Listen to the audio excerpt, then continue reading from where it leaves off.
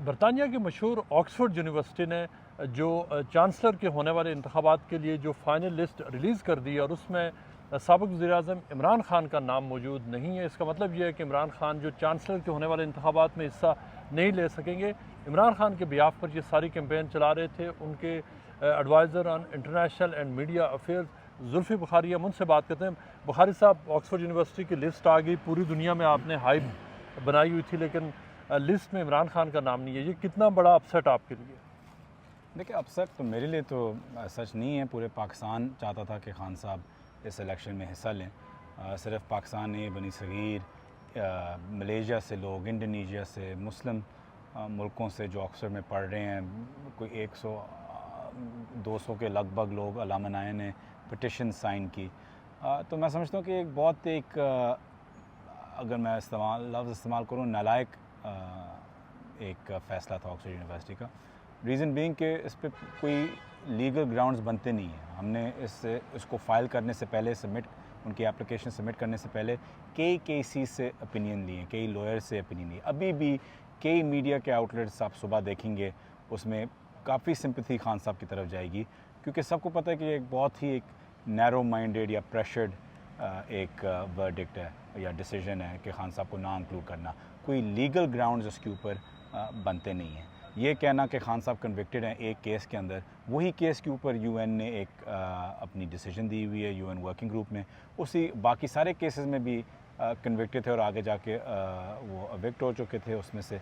तो उसमें कोई स्टैंडिंग नहीं थी। और at the end of the day Oxford chancellorship एक चैरिटी है। क्या खान साहब यहाँ एक बैंक अकाउंट या एक एजुकेशनल या एक चैरिटी के डायरेक्टर बन सकते हैं यूके के अंदर? इस वक्त अपने मौजूदा हालात के अंदर भी वो बन सकते हैं, लिहाजा और वो हैं भी। तो उसमें लिहाजा कोई लीगल इम्प्लिकेशन और रीज़न नहीं है। हुआ क्या यहाँ की हुकूमत ने ऑक्सफोर्ड यूनिवर्सिटी पे प्रेशर किया? क्या पाकिस्तान ने लॉबिंग की, पाकिस्तान ने प्रेशर डाला? कोई डिप्लोमेटिक इन्वॉल्वमेंट है? हुआ क्या कि खान साहब की इतना आप करीब जा चुके थे और फिर उनको रेस से उन्होंने निकाल दिया?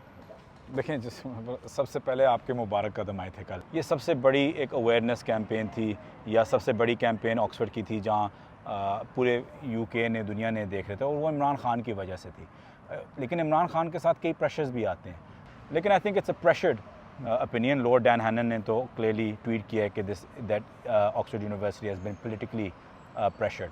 लेकिन ये प्रेशर आपके ख्याल में किस तरह, यहाँ की हुकूमत का कोई रोल है आपके ख्याल में? नहीं, मैं नहीं समझता कि यहाँ की हुकूमत का रोल उस तरीके से है। आई थिंक हमारी हुकूमत का ज़रूर है, और वो एक अफसोसनाक बात है। मैं तो समझता हूँ कि अगर political differences aside, form 45, form 47 की हुकूमत असाइड, अगर खान साहब जैसी शख्सियत या कोई भी पाकिस्तान की शख्सियत अगर एक रोल के लिए ऐसे जा रही हो, तो प्राइम मिनिस्टर को कुछ सपोर्ट करना चाहिए।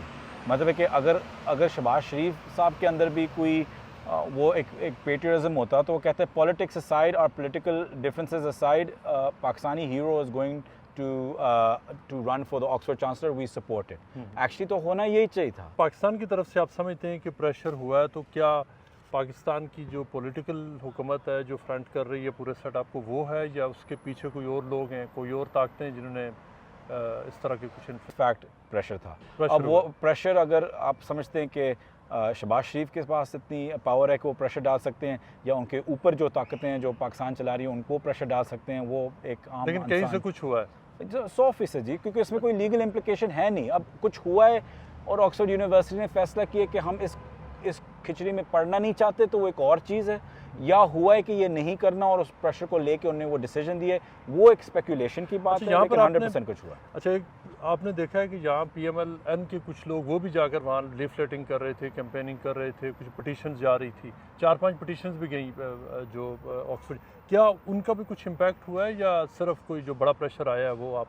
नहीं, मुझे नहीं पता कि कौन से मुलाजिम गए थे और नहीं गए थे। वो जो उन्होंने किया था वो उनकी नौकरी है, वो करें, उससे कोई फ़र्क नहीं पड़ता।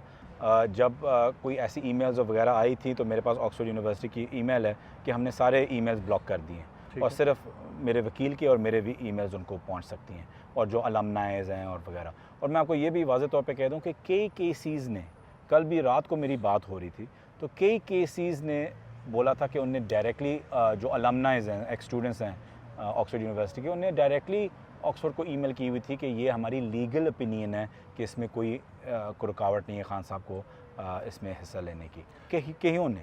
अच्छा, कल यहाँ पर मैंने आपका जो इंटरव्यू किया था, उस वक्त इंटरव्यू से पहले मैंने आपको एक डॉक्यूमेंट भी दिखाया था और मैं आपको फोरवार्न भी किया था कि एक यहाँ पे काफ़ी ठीक ठाक अचानक एक्टिविटी हुई है।